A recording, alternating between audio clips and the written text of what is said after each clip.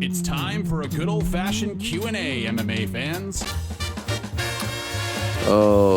I see what you're talking about. The orange. We don't get nondescript. I don't know if it's the who's passing out candy without any branding on it. Exactly. It always bothers. Do you hand out candy? No. People don't come to your I guess abode? it's not a big thing in Brooklyn. Is it? No. You go to stores to do it. Yeah, that was kind of sad when we were living in a neighborhood with like a ton of stores, bodegas and stuff, Upper East Side. It's like, what? No one wants to. You want to go to people's houses, right? I mean, Rick, do you guys give out candy? Full size bars. Yeah, we give out candy, and my wife this year took a policy for giving and receiving of no candy that could be like unwrapped, like sealed wrappers only, due to the influx of stories about all this stuff that people are doing to candy. People are doing stuff to candy? I mean, yeah. I feel like that's a tale as old as time, though. Yeah, I know. But he's saying there's an influx of these stories.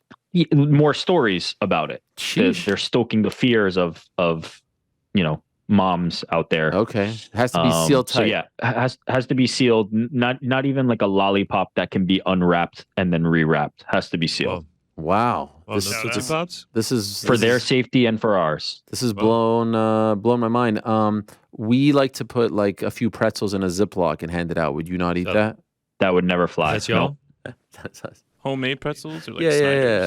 This guy, he's like, you schmucks giving out full-size candy bar. I like to give healthy snacks in a Ziploc bag. You're a lame. Really do give out pretzels? Get out of here. Tattoos, you do Halloween wrong. Pretzels, tattoos. The tattoos can be kind of fun, but I mean, we're really getting pretzels.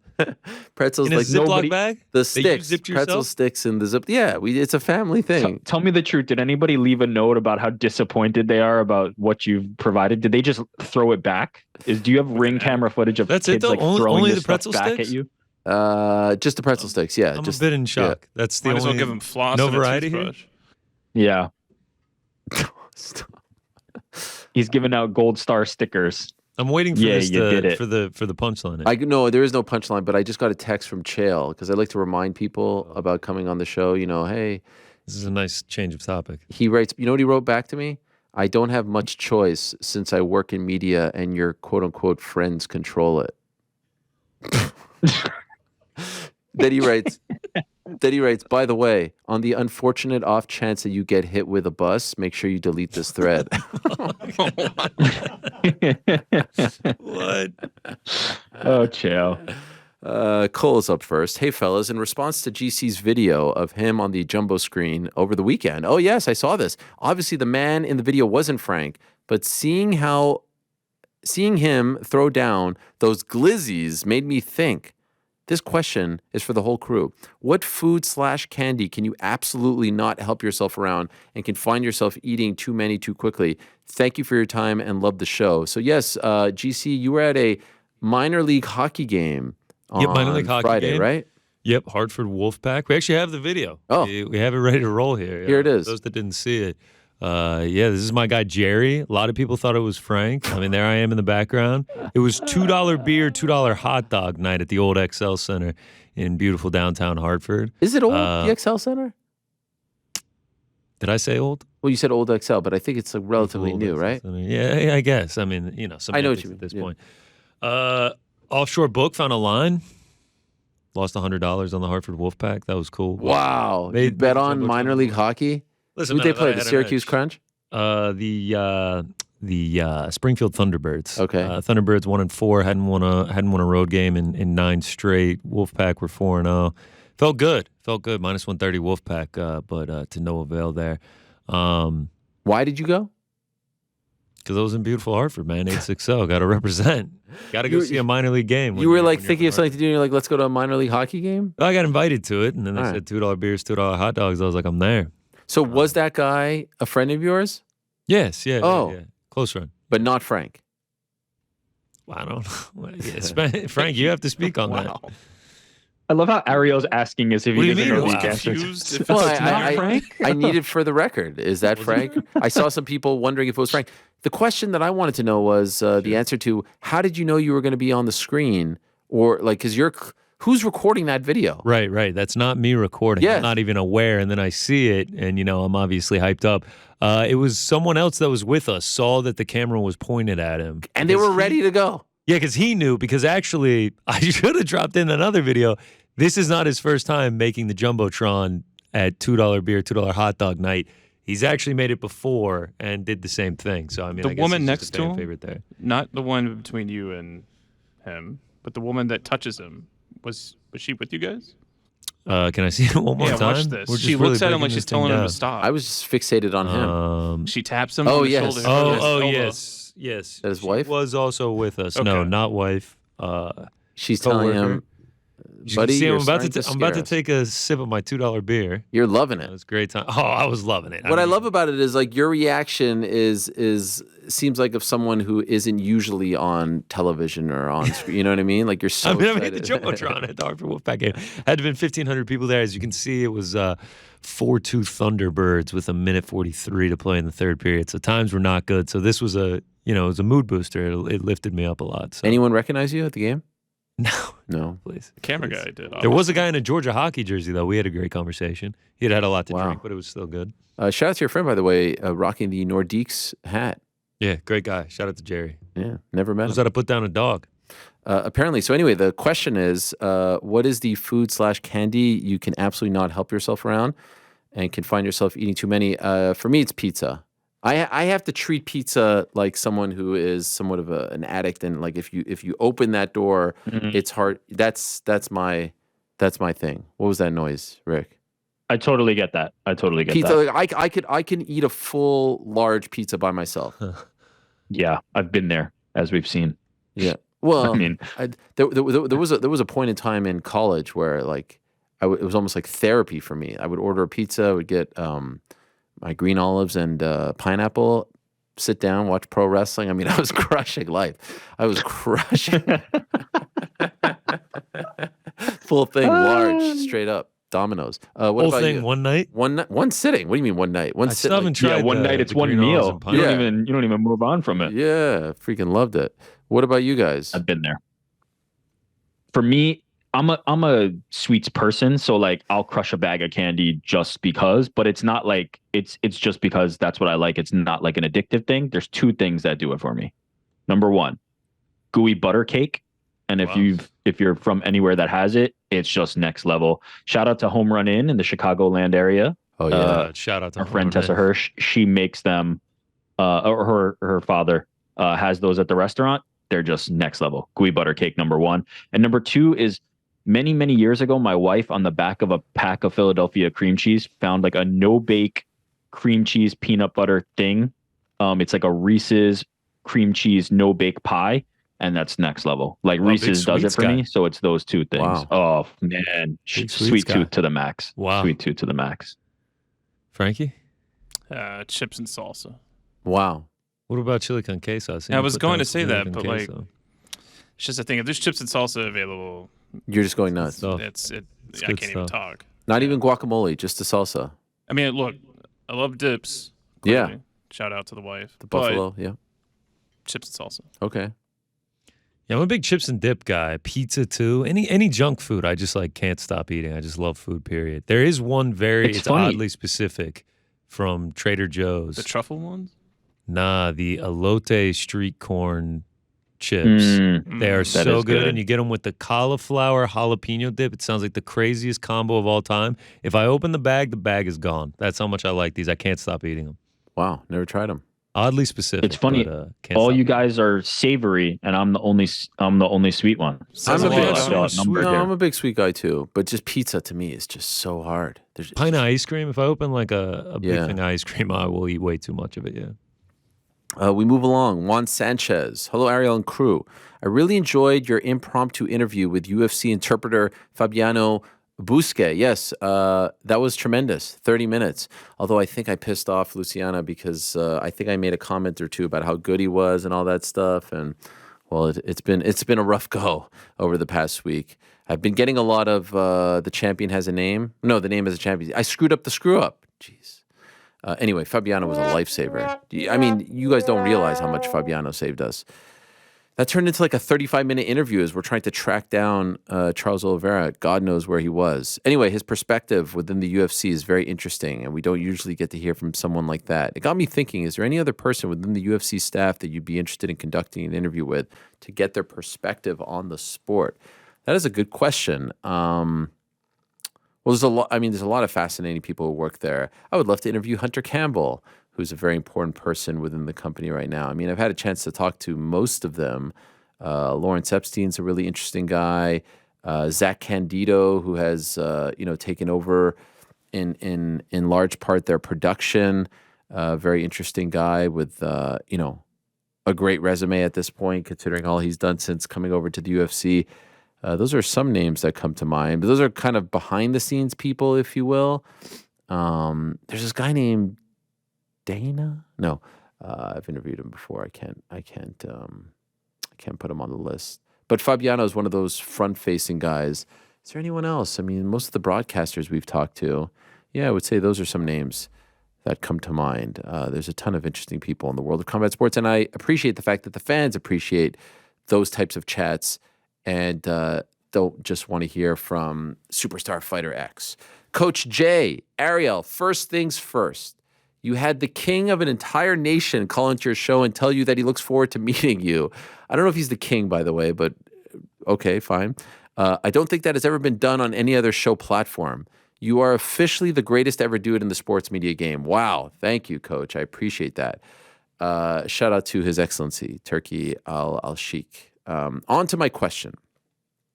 With Francis winning Saturday night and further proving he has done right by his post-UFC career decision-making, do you think this will open the eyes of some of the other UFC stars who can maximize their star power and earning power, crossing over into boxing or other avenues? Here's the thing.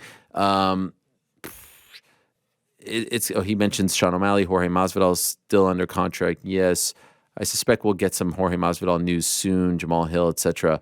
The thing is, you have to recognize how many things had to break in favor of Francis Ngannou. We've gone over it ad nauseum at this point. So, no, I actually don't think. They make it very, very, very hard for you to leave. And I think you have to have a certain amount of courage to bet on yourself and be certain that things will work out in your favor. I mean, we just kind of go over it. But think about January to February to March to April. I mean, they only announced the PFL deal in mid-May. Those are a lot of, I would imagine, he kind of brushes it off, but sleepless nights, questioning yourself, discussions, proposal, pitches. Not everyone has the stomach for that. And on top of it all, they just make it very hard for you to leave. Whether it's, dangling a carrot or champions clauses and things like that. And I actually think that Francis's success will deter them from allowing someone in his position, i.e. another champion, from being able to leave, even though it was so hard for him to leave. So I don't think this is the start of some kind of revolution where fighters go out. No, maybe it's the start of UFC being a little bit more open to booking these fights and taking part in these fights, but doing it solo, it's just so hard. It's going to take a long time for that trend to break, if you will. Sankit, hello, Ariel and the crew. With the Francis fight done and the impact he had against Fury, do you think Tyson would try to set up a fight with Jones in the future to kind of defend boxing against the MMA fighters? There is no feud between Tyson Fury and John Jones. The feud is with Francis Ngannou at this point. And, maybe if Tyson does a fight with John Jones, maybe Tyson gets what he gets. John is going to have to share the pie with the UFC. That was the beauty of this whole situation. Francis didn't have to share the pie with the UFC. But at the end of the day, Francis versus Tyson 2 is a bigger fight than Tyson versus Jones. No one disagrees with me, right? Rick, you agree with me, right? Tyson versus Francis 2 is way bigger now than Tyson versus Jones. No, disagree. Jones versus... What? You're crazy. Oh, sorry. Tyson versus Jones, not Ngannou versus Jones. No. Tyson versus Ngannou 2 is bigger than Tyson versus Jones 1. Oh, yeah. See, I was doing Ngannou versus Jones. No, bigger, yeah. Certainly bigger than Tyson versus Jones. Yeah. No doubt. Of course. So that's what I'm saying. There's no need for it. There's no need for Tyson to even go down that path. Like the Fury and Ngannou fight, the rematch is right there. And And that's gigantic because But it has the story. Ngannou versus Jones, I think, is above all of them. Disagree. That's the one I would put ahead. Ngannou versus Jones is bigger than Ngannou versus Fury too? Yeah. Oh, you gotta be. What? Are you kidding me? No way. Ngannou versus Jones is the biggest one. In boxing or MMA? Either. The current reigning UFC champion, Francis is the lineal champion. Yeah. No doubt about it. For my money, the baddest man on the planet, and this is coming from somebody who's long stood behind John Jones in terms of that designation. The reigning UFC heavyweight champion versus the guy who left the organization and then did that with Tyson Fury, to me, is the biggest fight. Yeah, I think that the rematch is gigantic at this point. Dare I say the rematch is bigger than Fury versus Usyk?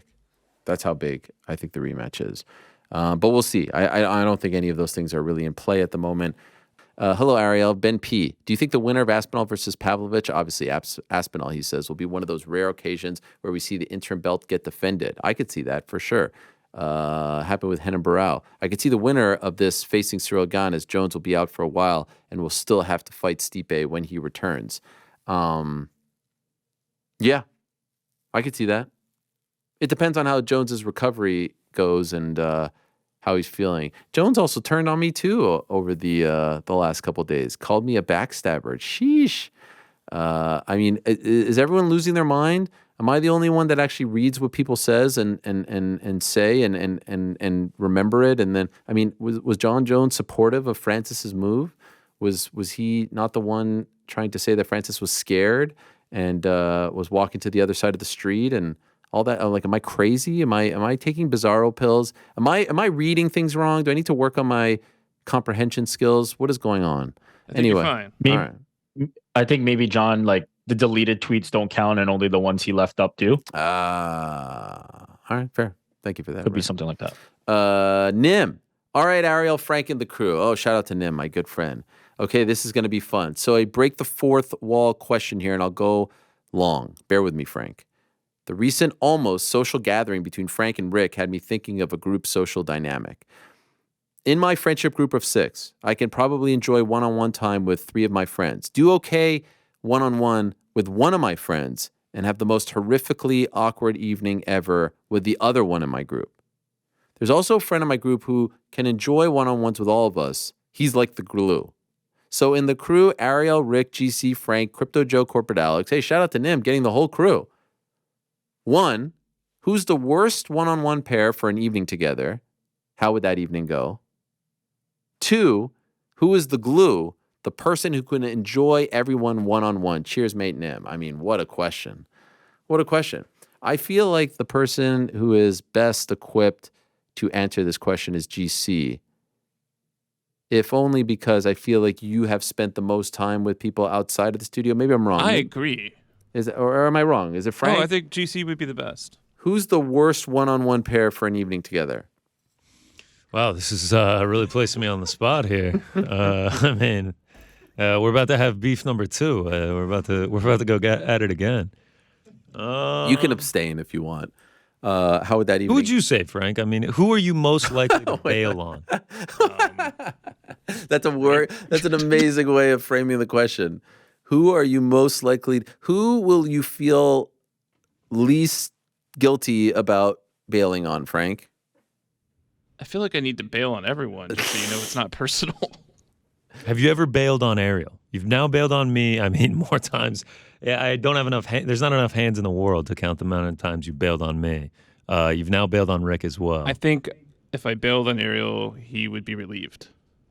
Oh, you can't make it? Great. That you know what is not a bad shout. I'm always very happy, unless it's like a big thing that I'm looking forward to. If someone doesn't want to go out, it's like yes. But the truth is, Frank and I have never been in a one-on-one situation where he could bail.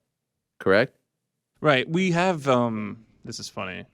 Set up phone calls where it's like, hey, can I call you later? And they're like, you just call me right then and there. And yeah, because I'm that kind of guy. I think not to break the fourth wall here, but we've openly talked about anxieties, social anxieties, this sort of thing. And this is really all that is. It's like you don't want to wait for a phone call later. You want to know what the issue is now so we could solve it. If someone says to me, we need to have a chat, I want to have the chat right then and there. Right then and there. I feel the same way. Get it over with. sometimes Frank, I'm Frank's going super serious to dodge this question. Just somebody answer this question. Like, okay, how about this? I'll start with the glue guy's definitely GC. Does anybody object to that? I feel like GC is the glue guy. I agree. No, I don't have a problem with that. I think that's a great shout. GC can fit in any crowd with anybody. Everybody loves him. Like, there's no doubt. For the one-on-one thing, I mean, it's got to be between me and Ariel, I feel like, because we're just the ones who are not in the mix as much and outside. And I would actually say it'd be tougher. It's just been birthed recently. The one-on-one might be Rick and Alex together. I know there was some beef about switching, showing him on a certain screen. So like things could get awkward there. I mean, I just, I could be one of them don't let me see Alex one-on-one. That's for sure. Don't let me see Alex one-on-one. We're gonna have some problems. Just cut the camera away.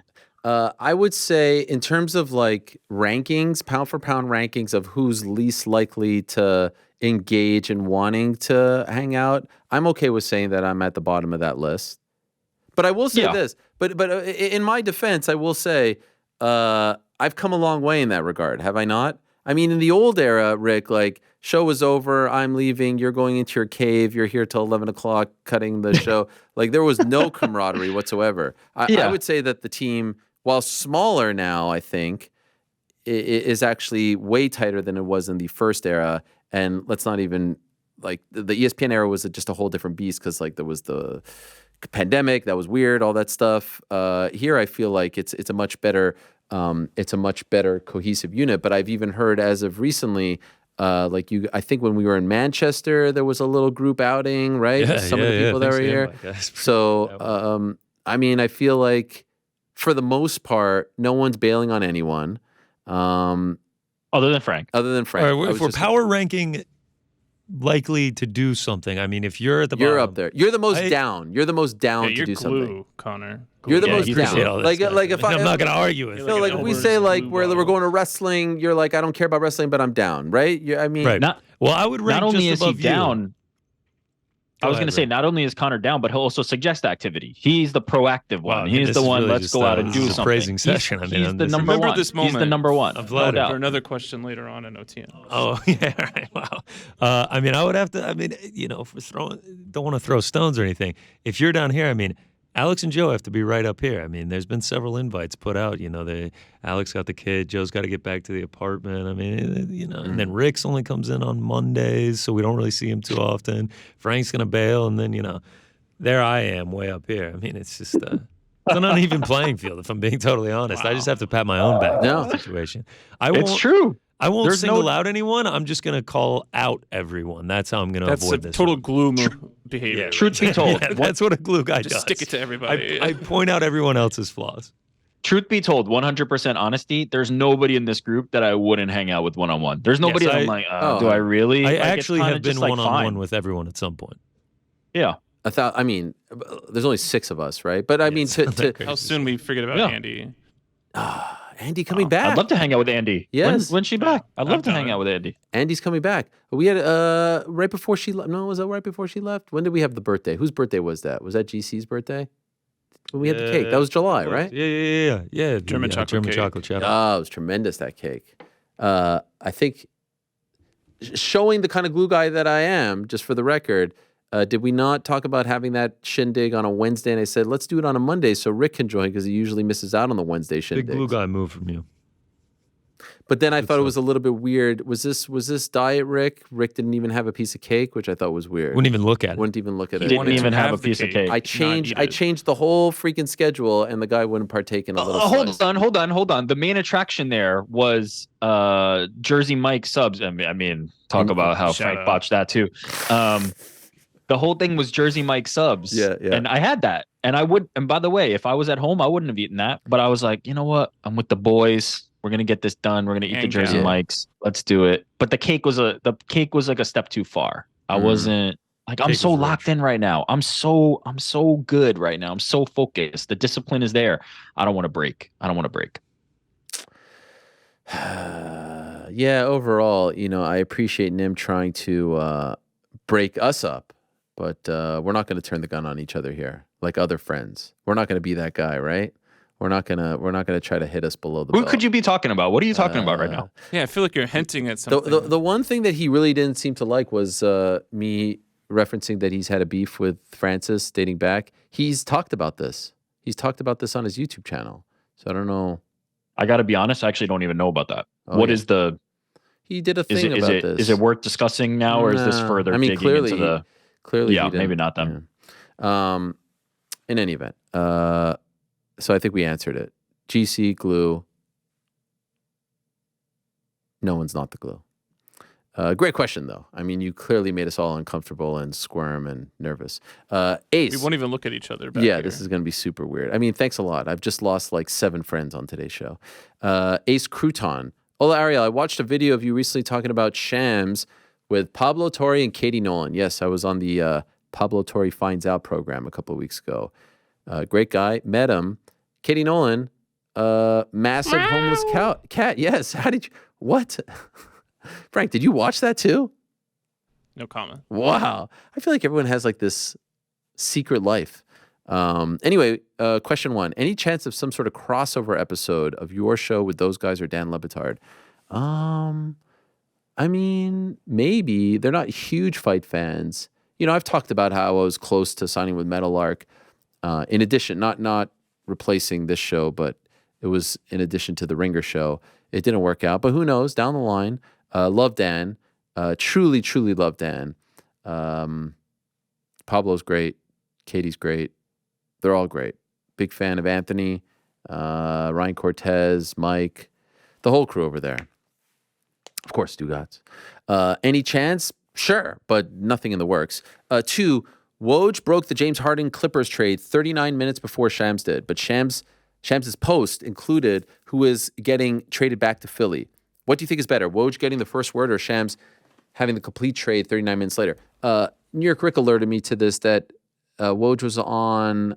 Well, he was at the airport and was afraid that he was told that he should not get on the plane because he might not have good Wi-Fi, and he stayed in the United Lounge at Newark Airport and then got kicked out and then stayed till like 5 a.m. and then took another flight to LA. He was coming to LA. That's crazy.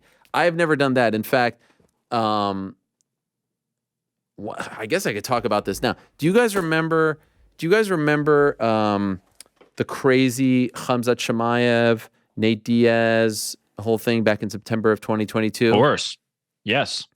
And then we did that Spotify live show. GC spoke about how he was like glued. We were doing the Friday weigh-in show. Yeah. And it got up to 79,000 live viewers. It was insane. And do you remember in the middle of that episode, because it started at, I think they were in Vegas, so it started at noon, and it went to like 7 or something like that by the time they rectified it and announced the new fights and had the weigh-ins and all that stuff. And I had a flight, so it started at noon Eastern, and I had to go to the airport. I think it was around like 4:30, if my memory serves me correct. I had a flight to Pittsburgh, and I had to go to Pittsburgh for another work assignment, which I'm happy to talk about. And I was so worried because we were like in the mix. I'm on the phone. I'm doing the show from the security line. I mean, the whole thing was crazy. I'm in the airport. I'm in the Uber. Then I'm in the airport, and I'm texting people. I'm trying to find out what's happening. Who's first? Who's gonna replace who? Who's gonna be the main event? Who's gonna stay? Who's not gonna stay? What's the pay thing? Blah blah blah blah blah blah. And there was a part of me thinking like, fuck, this is all gonna break when I'm in the air on this small ass plane going to Pittsburgh. And I'm going to lose this. And I'm not going to be able to partake in the show. So I guess if I were Woj, I would have missed the flight. I didn't really have that luxury, but it never really crossed my mind. I was just praying. And in fact, the story was resolved. The news broke as I was on the plane. I had already bowed out from the show. But as I was on the plane, they had the weigh-in, and it was like official. I think Dana came out right before and announced it, all this stuff. So I thought that was crazy when I saw that story. So did you say you would have done the same as Woj? No. So I okay, but to set the scene, right? You're home in Jersey, Yeah. airport, whatever, and somebody tells you, "Hey, this is coming. Yeah. And you're like, what's coming? Like, how long am I? Oh, Like, he knew. how do you navigate the idea of like, this could be something? Do I go? Am I hitting up an airport? I'm not staying in the airport till freaking 5 a.m. I'm not staying there for 9 hours. I mean, that's crazy. First of all, like, But what if you don't know how long it's going to be? Like, first of all, at a certain point, are you just tapping out? You're on a flight from Newark to LA. There's going to be Wi-Fi on that plane. Now, is there going to be like a 20-minute period where there's no Wi-Fi? Yes. Are you unable to take calls on the plane? Yes. But man, I'm not staying at that airport. I'm just not. Now, Woj is a different level of crazy, and I don't say that in a negative way, but like he is just locked in. And there's only really two newsbreakers in that world. But as I said on the show with Pablo and Katie, that's a personal jail. That's a hell that I don't want to live in. And I would never say that I lived specifically in that jail, but pretty damn close.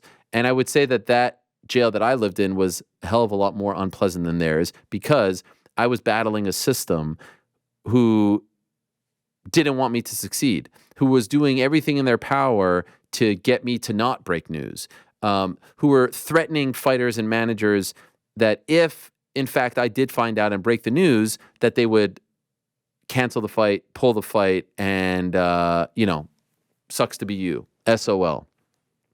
And so that's horrendous, guilt to put on someone. So these people would tell me, and they're like, yo, man, you can't break the news because they say they're going to cancel the fight, and this is the biggest payday, and this is the biggest opportunity, and this is a title fight. And that's a shitty position to be in. They would say things like, hey, this guy has to break the news, and if he doesn't break the news and Ariel breaks the news, we're canceling the fight. And if we find out that you told him, you're fucking dead to us, and we'll never, like, that's the stuff that I had to deal with. In particular, at ESPN. So as that increasingly happened, and as I left ESPN, I was like, this is not worth it. I'd much rather have people on the show and have those good relationships and have interviews and stuff like that than break a story which 2 minutes later will be forgotten about as far as who broke the story. That's the funny part about the whole Brock Lesnar situation from UFC 200. No one would ever remember that I broke that story. Could anyone name like the top 5 biggest fights that I ever broke? I can't even name those fights. And I can guarantee you no one would remember that I broke that fight, but it's living on in infamy because of the response. So it's all nonsensical stuff. Now, I understand that that's the currency that Woj is kind of dealing in because he gets paid a shitload of money to break news. That's his big, that's his big skill. I know he hosts a podcast and he appears on TV, but like that's why they pay him the money. So they can say, as first reported by ESPN, that currency means a lot. Now, here's the understudy Shams, who is trying to take some of that currency away and real estate away. And at times he nips at his heels. And it's become so personal between them because one guy was the guy who mentored the other, and one guy's, the old dog on the block, and the new kid is trying to, and they don't want to ever concede. This is why they will never, like when Shams broke the news, which I hate, there are people that I don't like, but if they got it first, I will always credit them. And they never credit each other. And I think that's bizarre behavior, to be honest. But that's their personal beef. And, who am I to judge? I just don't want to live in that orbit anymore. So someone comes on the show, like here he is front facing. This is why I don't break fights, because the juice isn't worth the squeeze. It was making my relationship with the fighters and managers uncomfortable. And ultimately, I like the currency of having the interview as opposed to having the fight first. I like that currency. And on top of that, it's just not a fun existence. It's not a fun existence to worry if someone's going to get mad at you. It's not a fun existence to check your phone in the middle of the night. It's not healthy. It just isn't. It may be healthy for them. God bless them. They're making a ton of money. But for me, it's not healthy. So that is why I, get on the plane. And then to answer the question, I would say getting the word first is better. So Woj getting that the trade was happening is great. It's 2:30 in the morning, so, only the West Coast is really up. Maybe, morning in Europe, but certainly not on the East Coast. And then Shams being able to advance the story is great, and that's probably his reason as to why he didn't credit Woj, because he advanced the story. But we all know the score. They never credit each other, even if they're, 10 minutes apart with the exact same information. So that's, that's my take. It's all very silly. I get that there's currency. I get that there's value to it. I get that there's people that want to pay, but it's just not necessarily a world that I want to live in. And I can assure you, I could tell you this right now. If you see me break news, it's either because it's like so gigantic that it's worth, chasing, or that it just, I'll be honest, fell into my lap, that I didn't have to, like it just literally fell into my lap. Otherwise, there was a time where I'm calling people up 24/7, asking questions, asking this, asking that. Please, please tell me this, tell me that, tell me that. I'm not going to say anything. I would take it to the vault. Da, da, da. Like that was exhausting. That was exhausting. That was not fun. And I think I could bring a lot more to the table than just being a newsbreaker. I always found it funny when people were calling me like the Woj of MMA because I felt like I did a lot of different things than him. Great compliment. I understand and recognize that people are trying to compliment, but I don't think that we are the same type of person. He was very kind to me when I was at ESPN and think he's prolific at what he does. It's just a completely different skill set. So anyways, yeah, there's a rush. It's a great feeling when you get it out there and you break the news. I can certainly tell you that. It's just not something I want to do. As far as I've never actually talked about this, but the trip that I was going on to Pittsburgh that weekend and where I watched that event, what was that, 279? I think it was 279, if memory serves me correct. Maybe GC knows. Was it 279? That is correct. Wow, yeah. So it was a Real Sports trip, and unfortunately, this story is never going to air because Real Sports is coming to an end in December. And there's really only one episode left. There's an episode in November, and then there's like a retrospective in December. And I worked on this last September, guys, and it was the craziest experience of my professional career. It was about the Super Bowl of nude volleyball, and it was at a nude resort. I guess that's the best way to call it, in Pennsylvania, just outside of Pittsburgh, where thousands of people from all over the world come to this resort once a year. They're there all year round, but for this particular purpose, to compete in a volleyball tournament. And they all play volleyball in the nude. And I got to meet people from all walks of life, from all different kinds of countries, men, women, old, young, 20s, 30s, 60s, 70s. It was wild. And what was so interesting about it, like my two big takes. So I was there for the whole weekend. Me, Ariel, collar up here in a nude resort. And what was so interesting about it was, and I was praying that this would air, and unfortunately we ran out of time. What was so interesting about it was, the competition was incredible. Sure, there were different levels, but at the very high level, you watch these men and women compete, you completely forget that they're nude. And yes, they are completely nude. They practice and are warming up with their clothes. They take off everything but their shoes. They're playing on hard court, pavement.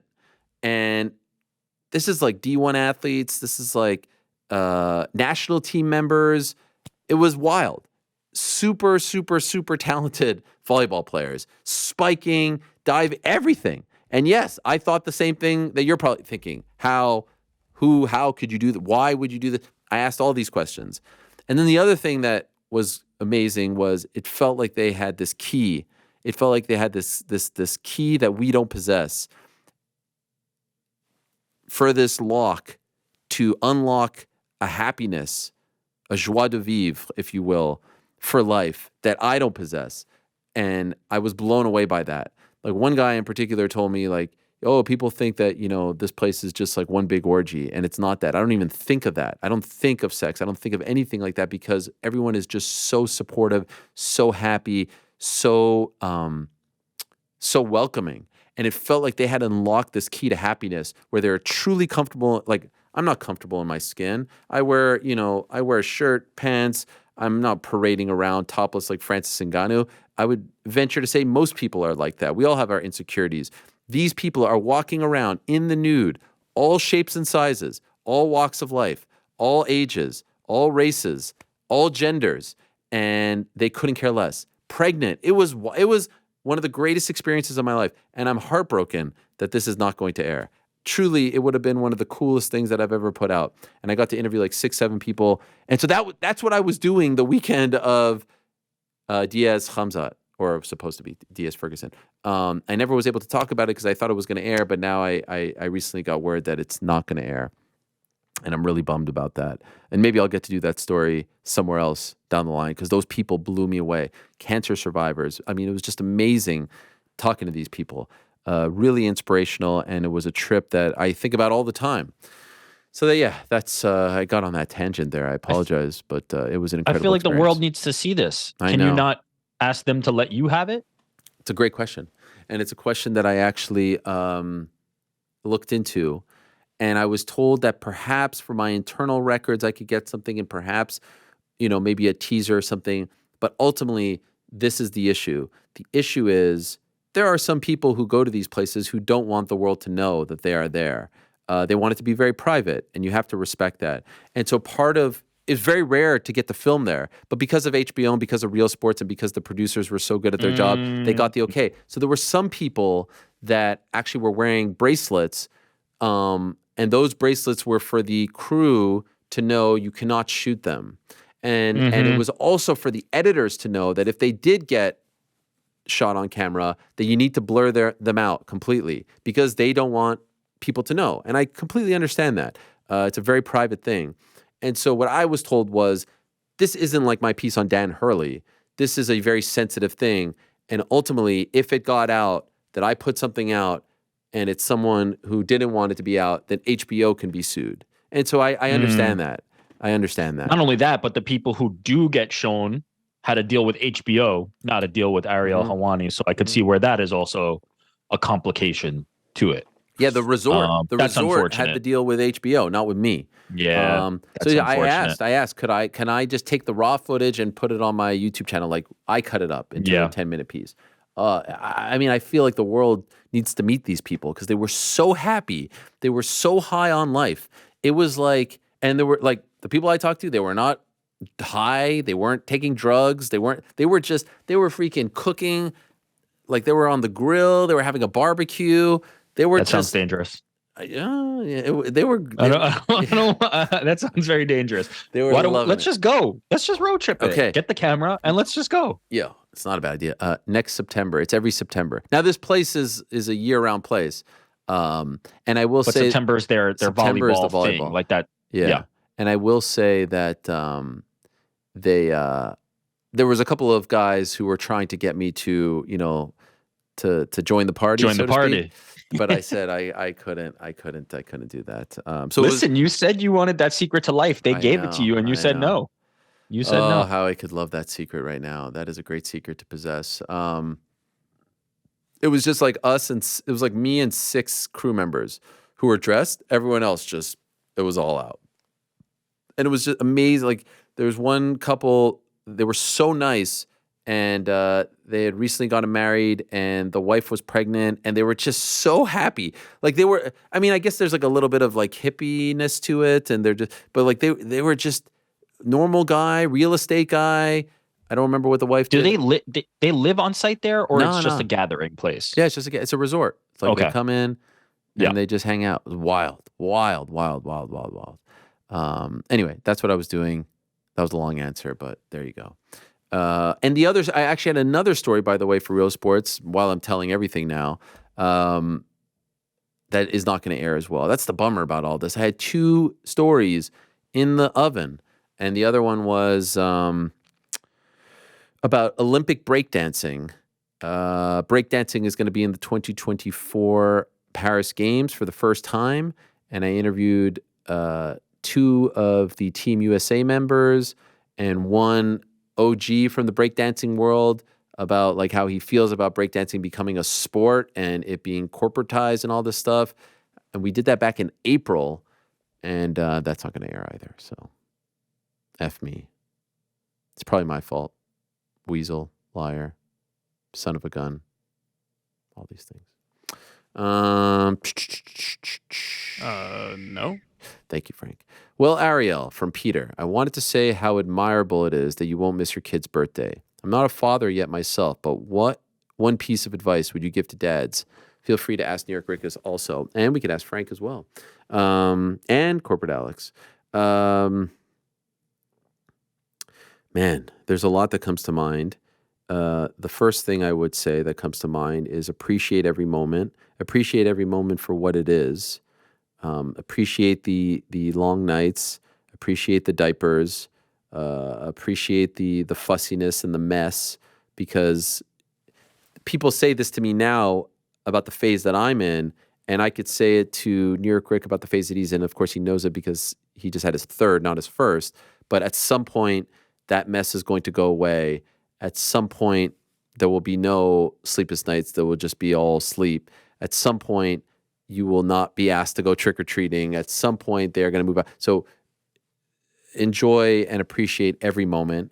There are times where it's impossible, where you're frustrated, where you're upset, where you're distracted, where you're annoyed, but just try your best. This is something I've really tried over the last couple of years to really do as hard and be as conscious about, is like enjoy, appreciate every moment for what it is, be present in the moment, try not to have any regrets, and just try to be the best and most supportive father that you can be. And going back to the present, like this is why I don't want to miss soccer games. This is why I don't want to go on trips every week or even every month. This is why when I had my first child, I made a promise that I would do my best to never miss a birthday. And so far, so good. I don't want to miss anything. I don't want to miss the cake. I don't want to miss the wake up. I don't want to miss the presents. That to me is more important. It was hard. I will admit, it was hard in the moment. I'm seeing all these legends. I'm seeing the fight play out. I'm seeing the scenes. It was hard. No doubt about it. Do I regret it? Absolutely not. I don't want to miss anything. And I will do everything in my power to not miss everything. There are times where it might happen. Thank God it has not happened just yet. And I feel bad about missing soccer games. I feel bad about missing like little things. When I went to Dublin in May, my son had like a play on that Friday. I felt horrible about that. Horrible. He couldn't, like, he was like, yeah, no problem. I felt horrible about it. So, again, the advice would be to try to be present, try to appreciate, try to enjoy every step and not take any of it for granted, because as everyone tells you, nothing lasts forever, and these moments and these connections and these memories do not last forever. So, yeah, that would be the advice or advices that come to mind. Rick, do you want to add anything?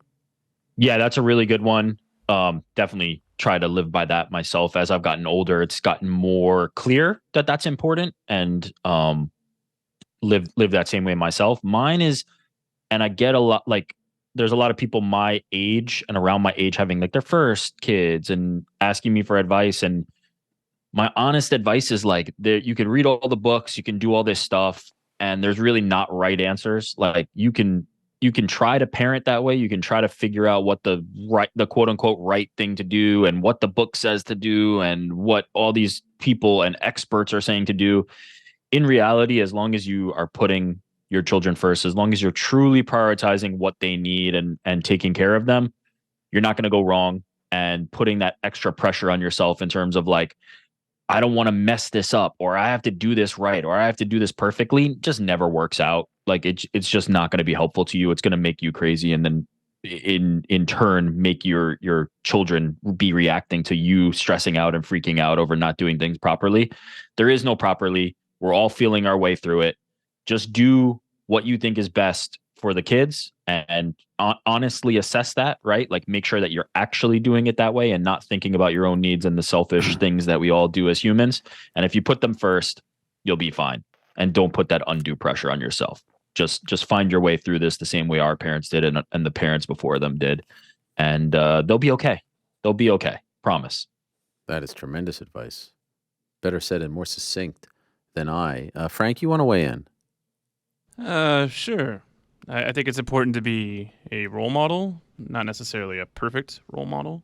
So what? You flake out on your friends from time to time. You're still a cool dad. Frank, God bless you. It is great. It is the best. And I hope, I know Corporate Alex just became a dad, and I hope everyone back there gets to become a dad at some point, because there's nothing better. And especially now, like this particular period that I'm in, like seeing them excel in sports and have interests and want to listen to rap music and things like that, and watch sports with me and tell me about news. Like, oh, did you hear? Like, I learned that Messi won the Ballon d'Or from my son. That's freaking awesome. The thing that I'm terrified about is the phone and social media and technology. I'm going to hold on to not, like, this thing is the devil right here. this thing is not good, and it is poison for our brains. And I feel it. I feel its presence, and I wish I didn't have it in my life, honestly. Other than I wish it was like a Motorola Razr, and I bet I could find one of those. I don't, so maybe I'm a wanker for not getting one. But it's just hard to live without FaceTime and things of that nature. I'm just worried about what it does to their brains and their decision making and all that stuff down the line. Let us move along to Olive. Hi, Ariel. I want to ask you how you feel about working with the Saudis. Will you take up the offer from Turki Alalshikh on the future coverage of combat sports in Riyadh, or have your stance on sports washing changed in the context of the big Saudi money? Would love to see a proud Jew cover the sport in Saudi. My stance on that is the same as my stance on anything else. I am not going to get paid by a promoter. I will never get paid by a promoter. I made that mistake once, and it's the biggest regret and mistake of my life. I am not getting paid by a promoter. And so in this regard, I view them as the promoter. And I know there are other journalists that feel otherwise, but I can't do it.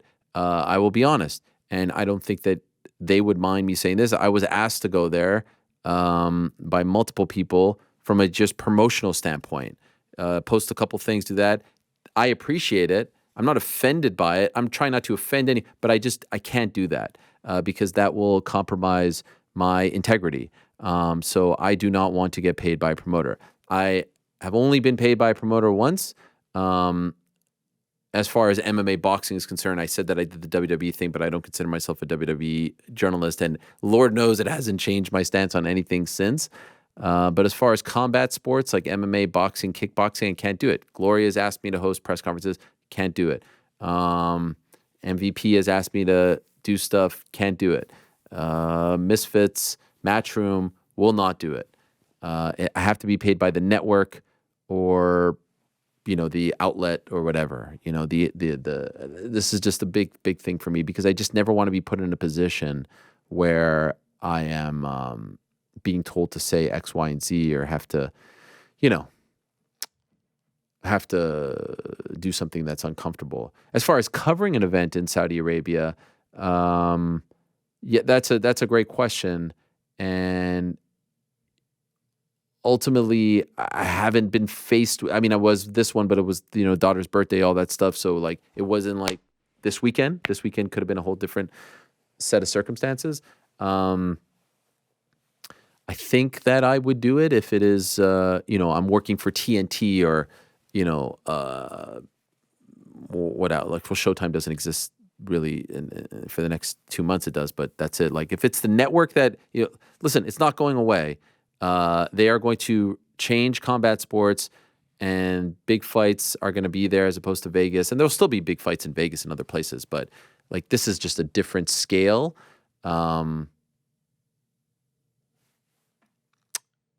As long as I'm being paid by the network, to me, it's no different than going to some other country where you may not agree with everything that's going on there. You're going to do the job. You're being paid by the network. You're not going there to, carry water or shill or be a mouthpiece for a promoter or an entity or whatever. And then you go home and that's that. They've only been kind to me, and I know the history, and I've talked about the history on this show and other shows, and so I'm well aware. And so me saying no to that has nothing to do with them in particular. It's my blanket rule for everything. BKFC, they want us to go to December 2nd. I would never go. I would just pay for ourselves to be there if we're not working for the network. And I don't even know if they're on a network, to be honest. I think they're on their app, which I wouldn't get paid by that as well. But everyone's different. I'm not trying to say that someone who does that is bad. It's just a different set of rules. And we all have different roles too. Like Chael isn't a journalist, so him doing that is not a breach of ethics or anything like that. He's a pundit. He's a analyst. But I like to do this show and other shows where I can sit and talk about whatever I want. I never want to be put in a position where someone is calling me and saying, "How dare you?" and all this other stuff. But I can't wait to see how this story plays out, because it's not only the story in combat sports, MMA, pro wrestling, obviously boxing, before all of them. It's also a story in soccer, football. They are obviously spending a lot of money over there. They tried to get Mohamed Salah at the end of the transfer window. It's a story in golf, as we've seen. I believe it's a big story in horse racing. I'm probably missing one or two, but you get the point. I mean, imagine if they say they want to get into basketball. Hey, LeBron, come on over here. We'll pay you $750 million. There's no salary cap. There's no rules. It's just, it's a whole new world. And that was my point with my friend Chael P., my friend till this day, till I die. You can't apply the rules of yesteryear to today. El Peruano. Hello, Ariel. Hola, Ariel. Excuse me. Question for MF and GC. Oh, thank God. When and how did your friendship start? Take us behind the scenes for what sounds like a real life and good friendship. Do your SOs know each other? I suppose that means significant others. Planning any vacations together? I'd love to know as well. Love the chemistry on the show and look forward to it every week. It's been the greatest thing. I mean, who could have imagined? I come back here, I leave ESPN, DC and Helwani, Ariel and the bad guy, nice situation. Think about it. Come back here. There's no New York Rick. There was no guarantee that he was coming back. He had a great situation. I have no idea who Frank is. Never met him before. Met him on my first day. There was no GC at the very beginning.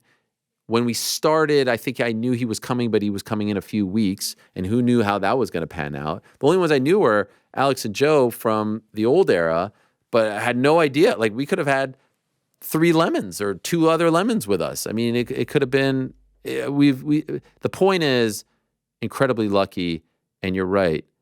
The chemistry is the secret sauce, and I'm glad that it comes across. And truly, I don't like to like go out and.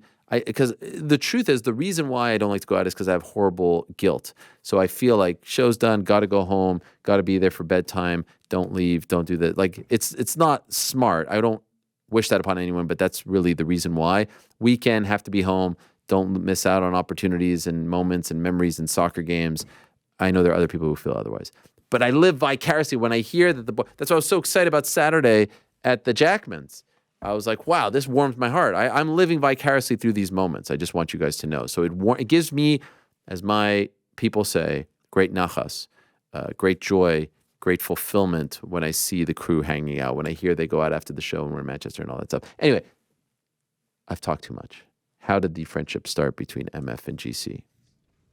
Yeah, I mean, we obviously worked together. That's how we met. And that sums it up.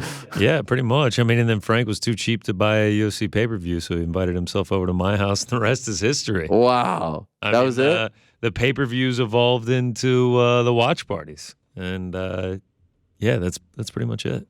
Would you... Frank, you say anything differently? Nah, I think it's pretty accurate. A couple restaurants sprinkled in, and now we're going to Fogo de Chao this weekend for UFC Sao Paulo. Is that true? Yes. Wow. Fogo de Chao or another Brazilian steakhouse. That's the plan for now, obviously.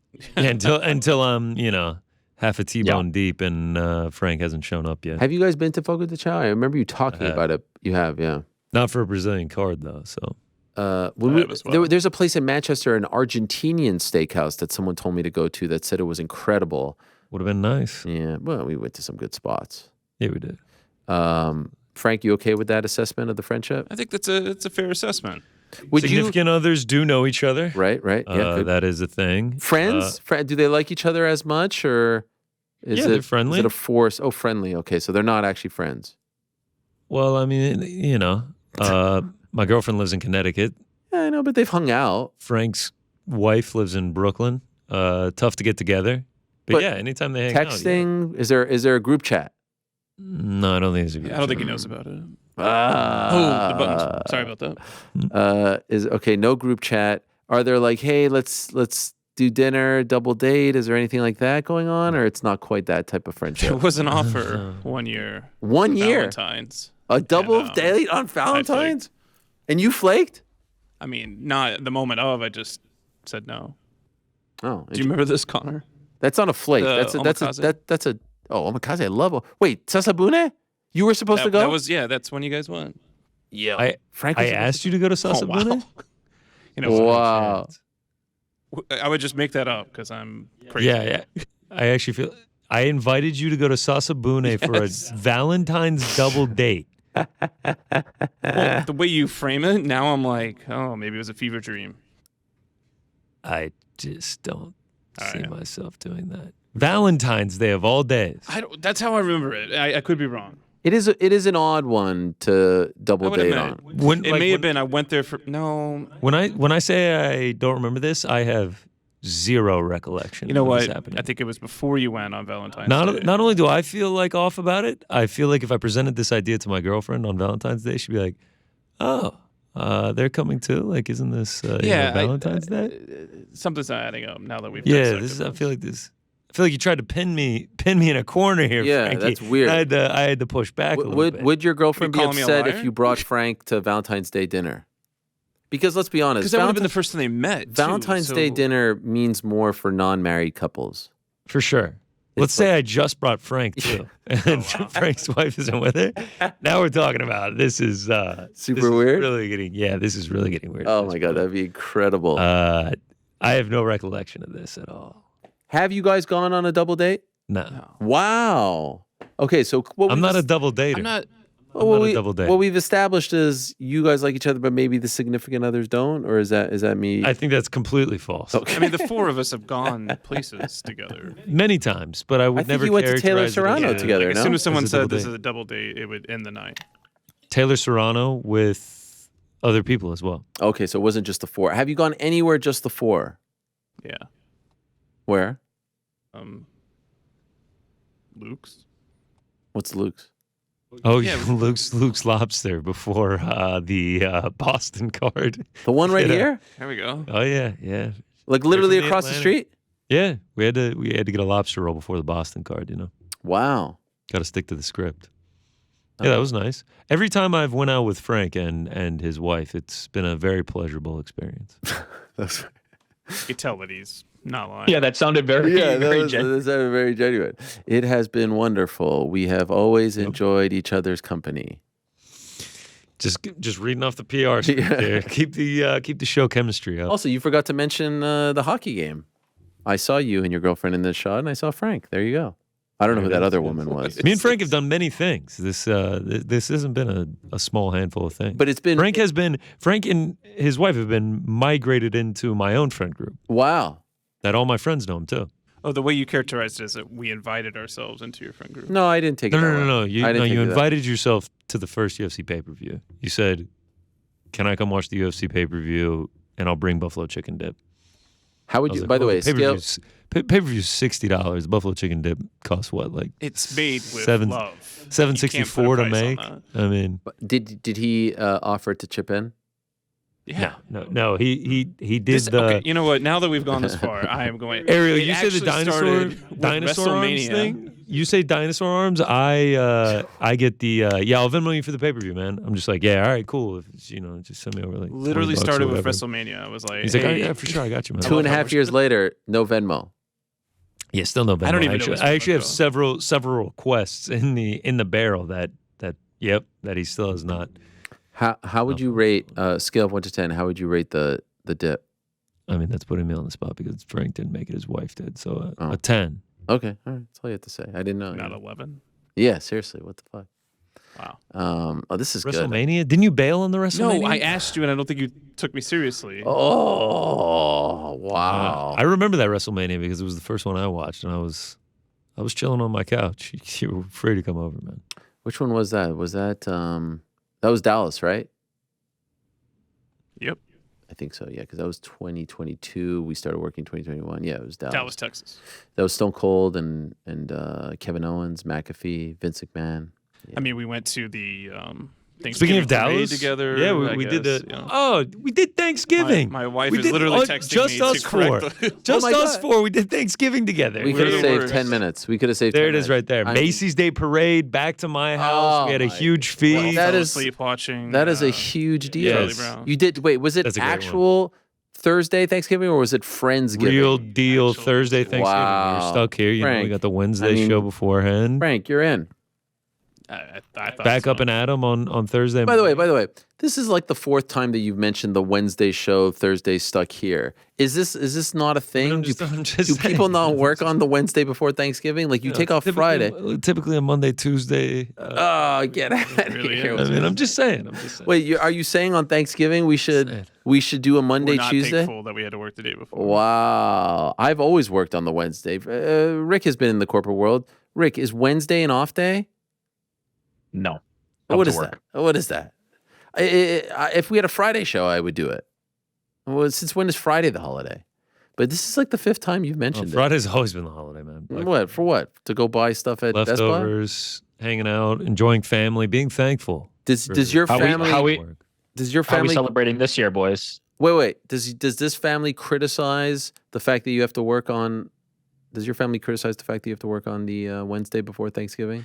Yeah, the group chat, several. Well, we all know Connor won't be attending. He's Wow. because First of of the all, Wednesday before there's Thanksgiving. Wednesday night flights. So expensive. It's a late one. Stop. It's a late one. You know? And there's a Thursday morning flight. Take a 6 Even more a.m. expensive. We're flying on Thanksgiving now. What's sacred anymore? What's sacred Take a anymore? 6 a.m. You're in Atlanta at 7:30. What are you talking about? Just in time for the turkey trot. And Yeah. the parade on TV.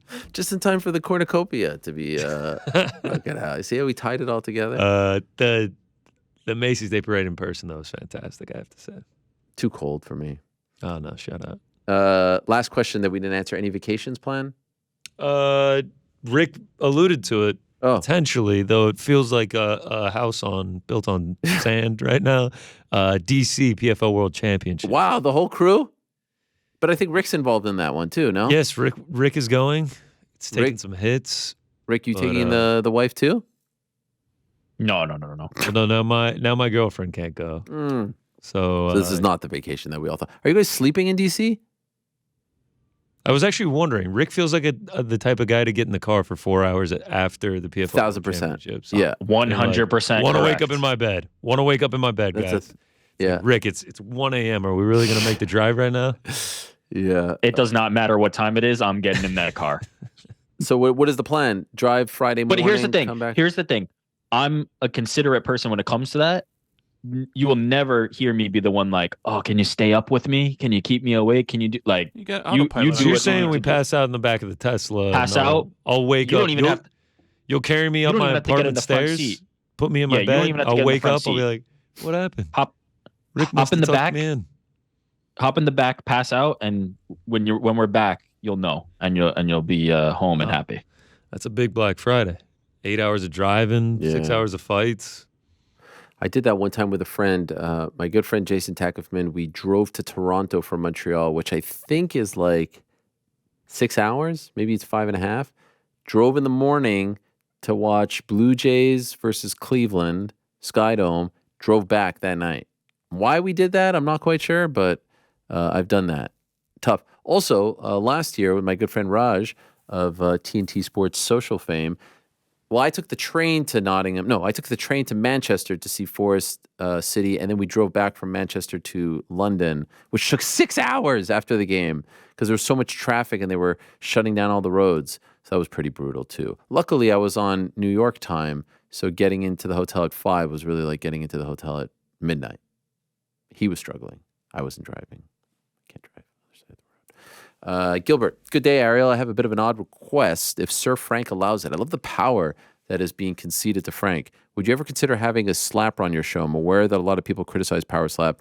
I have just always considered you to be a guy to listen to other perspectives. I'd be interested in hearing from one of their athletes. I'll never say never. I mean, especially like imagine freaking Anthony Smith goes into Power Slap. There's this.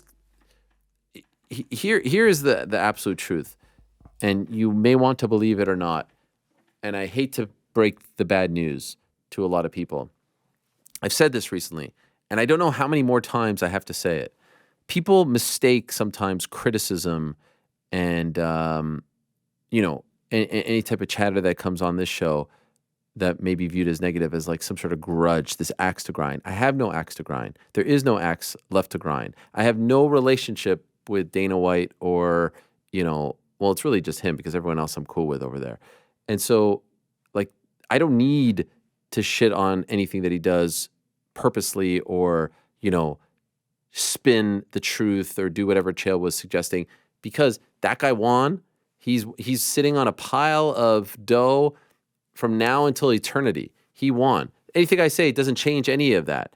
And so the power that I have here is that I'm not beholden to anyone. I don't have to mince words. I'm allowed to say the truth, and I'm allowed to say the good and the bad. Recently, I was like, hey, great job. You went into the cage during the thing with Johnny Walker and Ankalaev.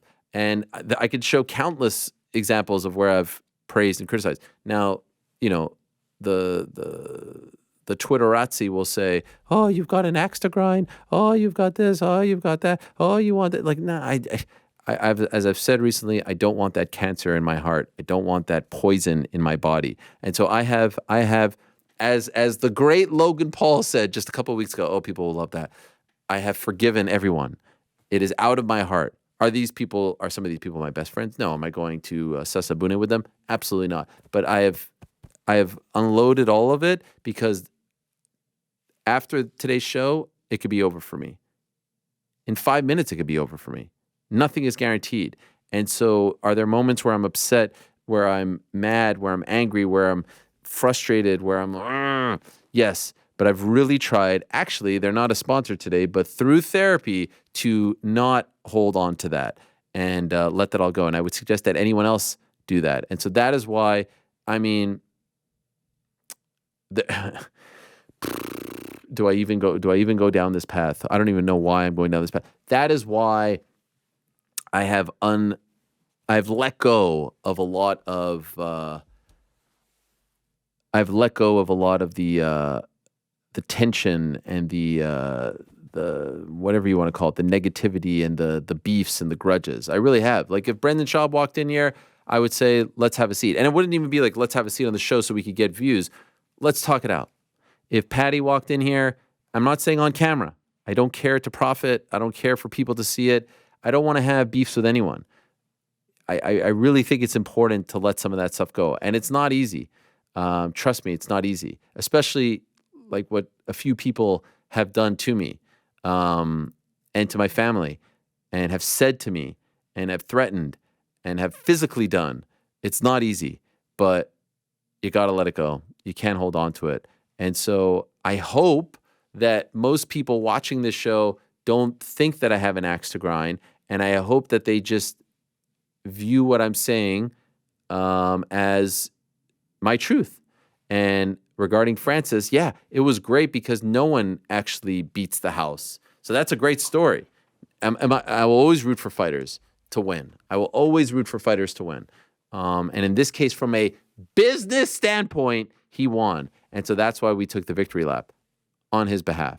And that's why I reminded people that it wasn't Francis versus boxing. It was Francis versus the establishment. And this establishment, the MMA establishment. Anyway, I'm going on a diatribe here. To answer the question, sure, if there was an interesting guy out there, I'm in the business of talking to interesting people. And is slap my thing? No. Am I covering it on this show? No. But I'm also not covering curling, and I'm not covering golf, and I'm not covering there's a ton of things that I don't like. I don't think that that's a sport. It doesn't interest me. I think it's pretty lowbrow stuff. It's like a human car crash. It's not my thing. But if it's your thing, God bless you. If it's your thing that you like to watch or play a video game, great. It just ain't my thing. And sometimes I think it's a little bit weird to like mix that with the world of MMA and the great empire that they built, but that's their thing. So great. You don't see me coming on here and shitting on it because I don't watch it. I don't know what's going on. The only time I've shat on it is when I've said, like we don't do that sort of thing here. We don't do gimmick fights. We don't do Anthony Joshua versus Francis. When you do that, like you can't say that you're above Joshua Francis when you do slap fighting. That's really the only time that I think we've truly poked holes in it. Gilbert, good day, Ariel. I have a bit of an odd request. Oh, no, sorry. I read that one already. Whoops. Cole, last one. Well, this is the one you told me not to read. Should I not? I mean, you already did. It's the first question. When I pasted it, it copied. Oh, okay. Yeah. Is literally the first. It was Cole. Got it. Correct. All right. All right. So I don't have to read it. Thanks for watching. We appreciate it very much. Hey, if you like this video, give us the old thumbs up. Subscribe as well. You could get many more of these videos on the channel, so please do that. We would love you forever if you did so.